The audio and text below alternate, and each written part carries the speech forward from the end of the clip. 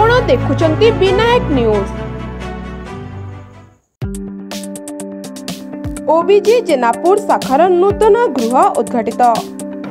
ओडिशा ग्राम्य बैंक चंडीखोल आंचलिक अधीनस्थ जेनापुर शाखार नूतन गृह उद्घाटित होई जाइछि।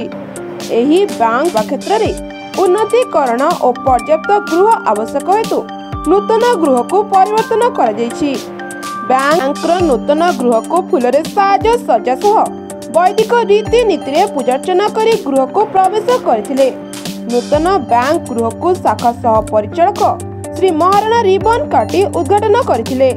एथिरे बैंक कर्मचारी शाखा सह परिचालक सागर महाराणा, कोषाध्यक्ष स्वामी नायक, मानस रंजन प्रधान, विचित्र कुमार भद्र, निष्कांत खटुआ और प्रतिमा कवि प्रमुख उपस्थित थिले।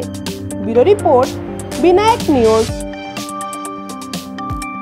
विनायक न्यूज चैनल टी भल लगुथिले लाइक, कमेंट, सब्सक्राइब और शेयर करने को जेपरि न भूलंती।